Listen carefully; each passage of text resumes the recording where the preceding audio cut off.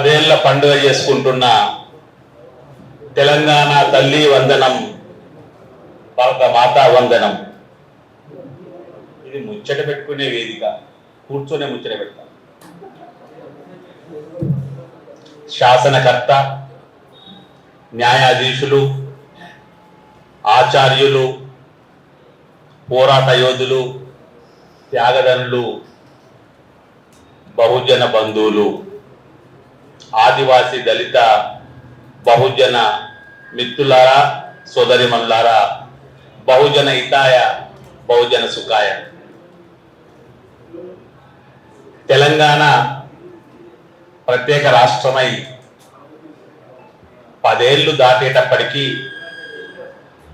బాలారిష్టం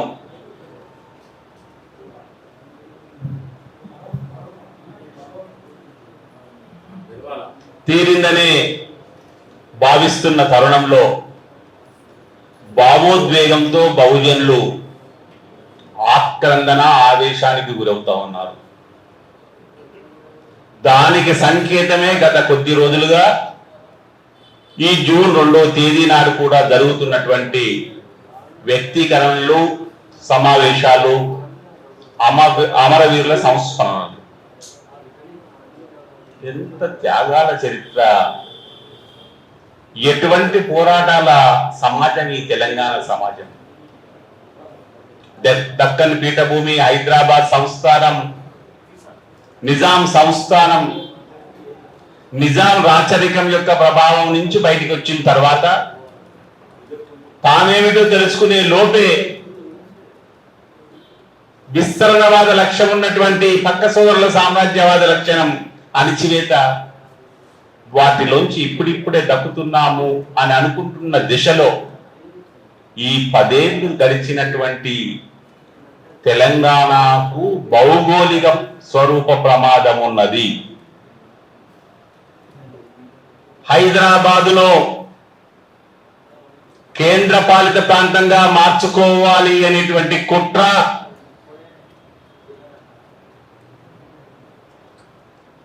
చాప కింద నీరులాగా, పెనుభూతంలాగా ఉన్నది. తస్మాత్ జాగ్రత్త అని మనం చేస్తా ఉన్నాం. ఇవాళ ఎవరైనా ప్రశ్నిస్తే ఆధారం చూపించు అంటే ఈ ఆనంద భాస్కర్ దగ్గర ఉండదు కావచ్చు. ఎందుకంటే శాసనకర్తగా ఉన్నటువంటి కృష్ణన్నకు తెలుసు, న్యాయాధీశులైనటువంటి చంద్రకుమార్ గారికి తెలుసు, ఆచార్యులైనటువంటి మిగతా బంధువులకు, మీకు అందరికీ తెలుసు. ఎందుకంటే లోపాయకారిగా జరిగేటువంటి నివేదికల రూపకల్పన, సమర్పణ జరగనంత వరకు అది చిత్తు కాగితం కిందనే లెక్క. ఎటువంటి దాపరికంతో ఆగమేఘాల మీద పార్లమెంటుల్లోకి కొన్ని పత్రాలు వచ్చి అప్పటికప్పుడే ప్రతిపాదించే అంశంగా మారి, ఆ కొద్ది గంటల్లోనే బిల్లుగా మారి, ఆ తర్వాత కొద్ది గంటల్లోనే ఆమోదింపబడినటువంటి శాసనంగా మారుతున్నటువంటి ప్రమాదాలు భారత పార్లమెంట్లోనే కాదు, ప్రపంచ వ్యాప్తంగా కూడా జరుగుతూ ఉన్నాయి ఈ రకమైనటువంటి. అందుకే తెలంగాణ నుంచి హైదరాబాదును కేంద్ర పాలిత ప్రాంతంగా వేరు చేసుకోవాలనేటువంటి భయంకరమైన కుట్ర పొంచి ఉన్నది. తస్మాత్ జాగ్రత్త. సబ్బండ వర్ణాల సకల జనుల ఆక్రందన, ఆవేశం, పోరాట క్రమం తీసుకున్న తర్వాతనే తెలంగాణ వచ్చింది. తెలంగాణలో తెలంగాణకు సంబంధించిన ప్రతి ఒక్కరి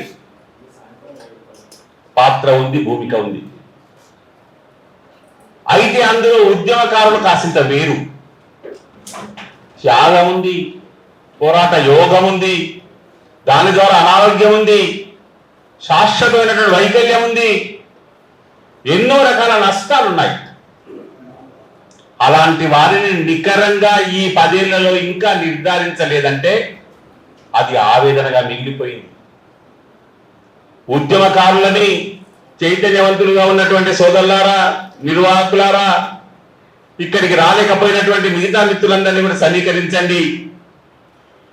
10 ఏళ్లు దాటిన తర్వాత ఇంకా ఇది చరిత్ర చరణమే అయితే మన రామకృష్ణయ్య గారు చెప్పినటువంటి సందేశాలాగానే ఉండిపోతుంది.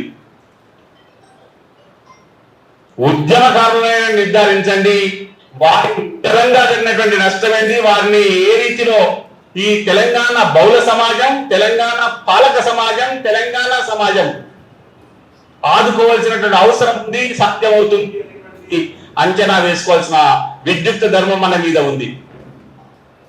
దీంతో పాటుగా బలహీన వర్గాలకు, వెనుకబడిన తరగతులకు 2019 నుంచే అంతకు ముందే ఉన్నటువంటి అవలక్షణానికి దృఢమైనటువంటి సంకేతంగా భయంకరమైన నష్టం జరుగుతూ వచ్చింది. స్థానిక సంస్థల్లో రాజ్యాధికారం ఎలాగూ దక్కడం లేదు.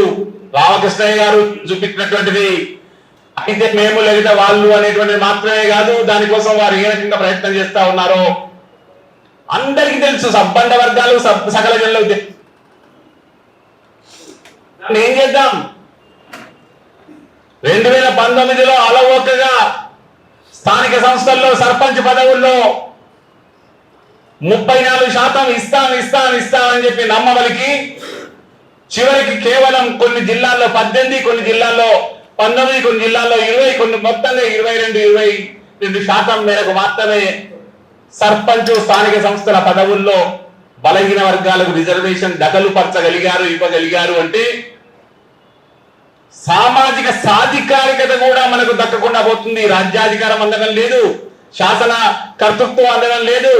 దాన్ని కొన్ని రకాల లోపాలుగా మనం అర్థం చేసుకోవచ్చు. కానీ దీన్నైనా ఎందుకు ఇవ్వలేకపోతా ఉన్నారు అంటే మనం ఏది చేసినా దానిని నిలువరించేటువంటి ప్రతిఘటన మన వైపు నుంచి ఉండకపోవచ్చును అనేటువంటి విశ్వాసం పాలకుల్లో పేరుకుపోతే మనల్ని ఆ రీతిలోనే అల్కగా తీసుకుంటారు. అయ్యా ధనాత్మకమే కాదు, ఉచితంగా రావాల్సిన అన్ని సంక్షేమాలు ఇవ్వవలసిందే ప్రభుత్వాలు. సంక్షేమం ఇవ్వలేని పరిస్థితుల్లో లేదు పాలకపక్షం. భారతదేశ వ్యాప్తంగా కూర్చోబెట్టి ప్రజానీకాన్ని వారి జీవన ప్రమాణాన్ని పెంచగలిగినటువంటి స్థితిలో భారత ఆర్థిక వ్యవస్థ ఉంది. తెలంగాణ ఆర్థిక వ్యవస్థ అంతకన్నా పరిపుష్టంగా ఉంది.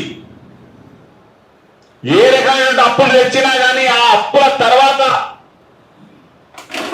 ఆయా రాష్ట్రాల ఆర్థిక వ్యవస్థని నికరంగా కొనసాగించుకోగలిగినటువంటి పరిస్థితి కొనసాగుతుందంటే ఆ మేరకు పరిపుష్టంగా ఆ సంపద పైన నుంచి వచ్చినటువంటి పన్ను రూపంలో, రుసుము రూపంలో వస్తున్నటువంటి సొమ్ము ప్రభుత్వాలకు చేరుతున్నది కాబట్టి అది సాధ్యమవుతున్నది.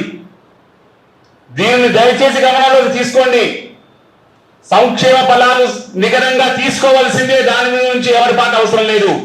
దాంతో పాటు మన జీవన ప్రమాణాలు, మన సామాజిక సాధికారికత, దానికి అనుగుణంగా క్రమక్రమంగా రాజ్యాధికార కాంక్ష పరిపుష్టం చేసుకోవడం కోసం నివురుగప్పిన నిప్పుల మన కులాల్లో, సబ్బండ వర్గాల్లో, సకల జనుల్లో ఉంది. కానీ దానిని ఈనాడు మేము వ్యక్తం చేస్తే నలుగురికి కంటు కావడమే తప్ప నెరవేర్చుకునే ఆస్కారం ఉందా అనేటువంటి రీతిలో మౌనంగా ఉంటున్నటువంటి వారిని అలుసుగా తీసుకోవద్దు. దానికోసం మనం మట్టి దగ్గరికి చేరాలి, మనం మూలాల దగ్గరికి చేరాలి, మనం వేరు దగ్గరికి చేరాలి. మనం క్షేత్ర స్థాయిలో, గ్రామ స్థాయిలో, మండల స్థాయిలో, రెవెన్యూ డివిజన్ స్థాయిలో, తాలూకా స్థాయిలో, జిల్లా స్థాయిలో భారీగా అనుబంధాలు పెంచుకోండి.